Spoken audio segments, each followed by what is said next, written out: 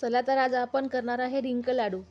त्यासाठी मी 1 किलो खोबर, 1 किलो खारीक बारीक तुकडे करून घेतले, पाव किलो काजू घेतले, पाव किलो बदाम घेतले, पाव किलो गोडंबी घेतली,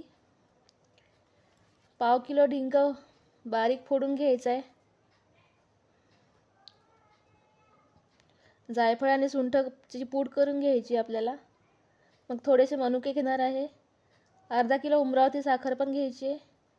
हिवाळ्यात हे लाडू अतिशय पौष्टिक असतात, आरोग्यास गुणकारी असतात। लाडूसाठी आपल्याला तूप पण लागणार आहे। सकाळी सकाळी मुलांना थंडीत शाळेला जावे लागते, मुलांच्या टिफिनमध्ये देण्यासाठी हा एक पौष्टिक लाडू आहे। आता आपण कढईत तूप टाकून घ्यायचे। तूप गरम झाल्यावर त्यामध्ये बदाम परतून घेऊ। तळून घेतल्याने खूप छान अशी टेस्ट येते आणि क्रिस्पी पण येतो। काजू पण छान गुलाबी रंगावर भाजून घेऊ। तुम्ही बघू शकता किती छान कलर आला आहे। आता आपल्याला डिंक तळून घ्यायचा आहे। डिंक बारीक गॅसवरती तळून घ्यायचा, त्यामुळे तो चांगला फुलून येतो। आता डिंक काढून घेऊ। त्याच तुपामध्ये आपल्याला गोडंबी पण भाजून घ्यायची आहे। मग खोबर भाजून घ्यायचं आहे।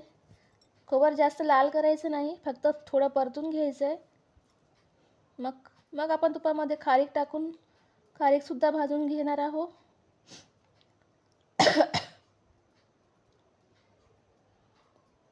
आता सर्व साहित्य आपल्याला मिक्सरमध्ये बारीक करायचं आहे। आता मी खोबर बारीक केलं आहे। सर्व खोबर बारीक केल्यानंतर खारीक बारीक करून घ्यायची आहे। खारीक सुद्धा बारीक झाली आहे आपली। त्यानंतर काजू पावडर करायची आहे।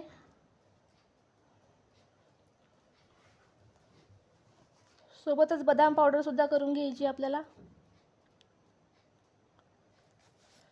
आणि गोडंबी सुद्धा बारीक करून घ्यायची।